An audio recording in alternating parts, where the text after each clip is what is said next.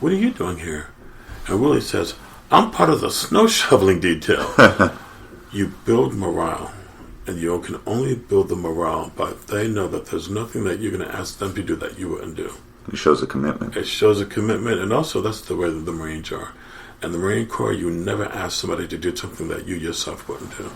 Great. That's an amazing mindset, and it's hard to instill that in people because there may be doubt, there may be hesitation that they're doing the right thing.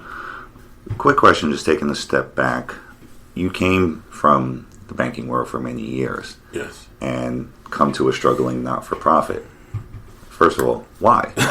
And second of all, why were you the right person for the job at that time? Why did you feel you were the right person for the job, and why was this the right move for you? You know, it's interesting. I had children, to be quite honest. You know, I had kids. Banking was going upside down. I started 2 companies, a green company and a development company. It was the wrong time in the economic cycle to start it. I was on a few different boards, and the guys that were on this board said, hey, Derrick, why don't you come on and help us turn this around? And I was thinking, and I had interviewed some jobs on Wall Street, and I knew the people I was interviewing with. And one person said to me, Derrick, what do you want to do? And I said, I want to have some fun. And they said, me too. I thanked them for the interview. I came home and I said, I got to do something different. You know, I've got kids. What am I doing in this world mattering? What does it matter? I go back to Wall Street to make some rich guy richer. What does it really do? Here at MBD, the harder I work is a direct correlation to somebody's life improving. It is a fact. I've seen it. When I first got here, we have 40 some odd buildings, 1,200 some odd units. There was a group of buildings that had no money at all. You couldn't find like a quarter of an inch of original paint with all the graffiti and the lighter and all that stuff that it had no money. What are you going to do? My name is on this now. Whether I had it for 12 seconds or 12 years, that's my name. So I took money out of my account to help paint the buildings and do some repairs. I saw the people. I knocked on the doors. I said, do you like this paint job? Oh, yes, Mr. Lovett, it's great. Thank you. I said, only you can keep it this way. I saw the kids in the hallways. I said, you have other kids come here and try to mark on your walls. Don't you let them do that. This is your home. 3 years later, no graffiti. Excellent. Those buildings went into a much larger repositioning with the new roofs, the new boilers, new kitchens, new baths. And if you give people an opportunity to step things up and live in a better situation, they will. You know, I think sometimes we get 1 or 2 clients that kind of ruin it. Of course, they may sell drugs or do something that's illegal and kind of bring the building down. Unfortunately, you have to deal with that quickly and don't let it poison everyone else, you know. So, anyway. Yeah. So, recently you were named Not-for-Profit of the Year, the 2018 New York Housing Conference. Congratulations to all of you on that. That's a big success. Many other not-for-profits of your size around the country faced a similar dilemma when you came on board with MBD. They came up in a grassroots fashion when there was no one else around. They garnered the attention of the powers that be and a fair amount of success. They created a portfolio of properties and services, but over time they didn't change fast enough with the times or unable to handle the growth, and found themselves in a situation where they either struggle or go under. First, why do you think that is, and what does being named Not-for-Profit of the Year mean to you as a person and as an organization? You know, going from point A to point B in such a short amount of time, it can serve as a model to others. And so why do you think there's a situation that seems prevalent around the country where these long-storied organizations get themselves into a situation they feel they can't get out of? Well, that's a lot of questions right there. First of all, let me just say it's an absolute honor, personally and professionally, to be named Nonprofit of the Year. It just shows the struggle that we went through to pull it up, and we were successful. I think that what happens is people forget the basic business model. You have to meet the bottom line. There are many bottom lines, and a lot of times people are so caught up in the social aspect of it that they forget the fact that we're also running a business. When I first got here, I went to a building and someone had just gotten evicted. And I saw a picture of a woman with her child, and a tricycle was there. And I tell you, I feel like I'm almost welling up right now just thinking about it. I'm like, what kind of beast would evict such a small child and a woman? I mean, like you animal, you know? And then the winter came, and I had to heat that building, and pay for the heat, and pay for the electricity, and had to pay for the bills.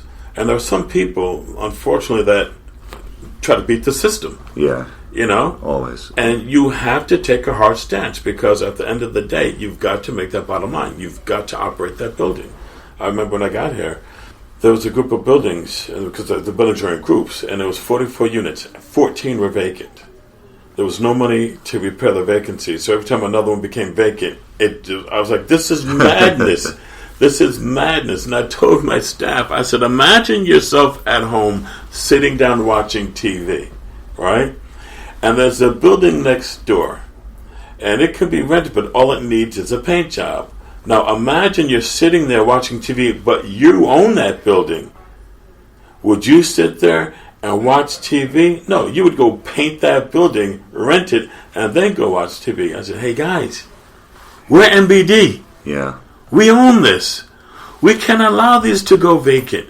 What we need to do is roll up our sleeves and make this happen. Sometimes there's that disconnect. There's a disconnect. Like, you know, it's not my job. Somebody else to do it. I'm not, you know, you got to take ownership. I remember one time someone came to me and said, at a higher level, and said, is there a job description? I said, yes, there is. But I want you to understand something. We run this. It's all our responsibility. Yes. Your focus will be, however, there will be some cross, because, you know, when you own something, it's not like, okay, that's your job. It's our job. We have to make sure that we move this forward and it happens in an orderly function. Great. So you've turned a number of buildings around, made some tough decisions in terms of what your role in that portfolio is. You've made some great partnerships, such as with the former speaker in New York City, Gifford Miller, his partner Robert Frost in Monadnock, with the Compass Residences in West Farms, with Trinity on 425 Grand Concourse. With all this activity taking place, at this point, what do you consider your biggest accomplishment so far?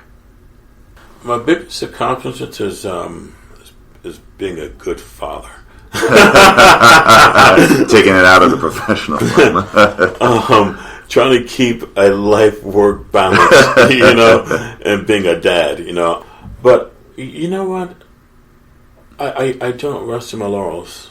I don't know what my biggest accomplishments are yet, because I don't think I've had them yet. I think that my biggest accomplishments are yet to come, and then maybe one day when I retire, I'll realize that I've hit something. You know, what's interesting, I tell people that I work with, I say, take a moment and think about the best time of your life. Mm-hmm. And I said, close your eyes and just try to relive that moment. I said, if you knew at that time that was the best time of your life, you would have tried to be a bit more present, wouldn't you? Absolutely. I said, who's to say that these times are not the best times of our lives? Let's be present. Let's enjoy this. We're at work more than we are at home. Let's make this an enjoyable experience. That's always a difficult thing to do, and it's become more common in the lexicon to become more present, to recognize what you can appreciate about what you're doing now, even though it may not be exactly what you want to be doing.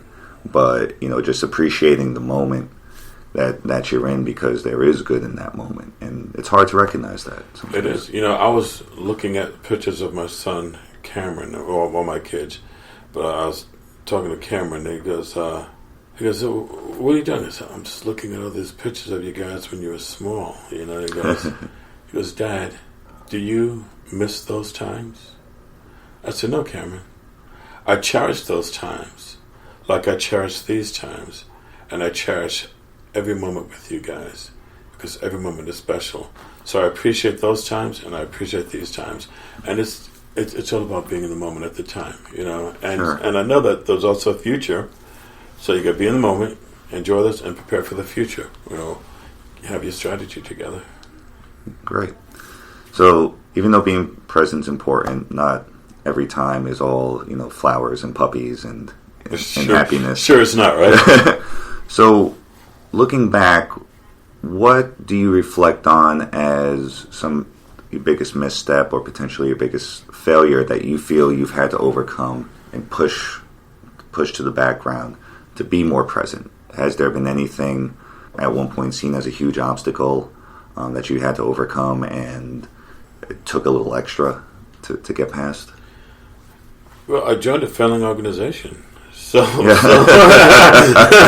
itself, I was like, okay, am I nuts? Well, yeah, kind of. Marines are a little touched at times. But it's, I won't say what's my biggest failure. I won't say that. I've had times that it's been very tough. When I first got here, the administration staff was 22 people. We were operating in the red for a very, very long time, and had to come and put the expenses within the income. So I had to go from 22 people to 5 people. I tried to... Very difficult. Very difficult, because you can't always position others in another job. Some you had to actually let go, and these are people that had families. And it's hard, I'm not a robot, I'm human, and I would go home and shed a tear. Sure. And, because I allow myself to feel that emotion. But it's necessary. It's either, okay, there's only so many seats on the bus. If you overcrowd the bus, it'll never go. So you have to make sure that it's functional. So yeah, it's difficult decisions that have to be made. But sometimes there's no way around it. And were mistakes made? Of course. No one's perfect. Sure. But what I try to do is I try to do things early enough so that if mistakes are made, we can recover from them. You know Randy Powell. Yes. Randy Powell was working for me before he became an MWBE entrepreneur. And I said, Randy, we're going to start this job. We're going to start this early. We're starting our third-party reports early. He goes, well, this isn't going to happen for quite some time. We're starting it early. Some things happened. There were some mistakes made. And I said, Randy, do you understand why I started it early? We're going to correct these mistakes, and no one's going to be the wiser. If I showed him, he would have seen it. Sure. Might not have maintained it. If I just spoke to him about it, he would have heard it. But by involving him, doing it early enough to involve him that he experienced it, he'll never make that mistake again. Because he knows the ins and outs and what it takes. He knows the ins and outs. He gave himself enough time to experience it. And a lot of times, we don't give ourselves enough time. We try to rush things through.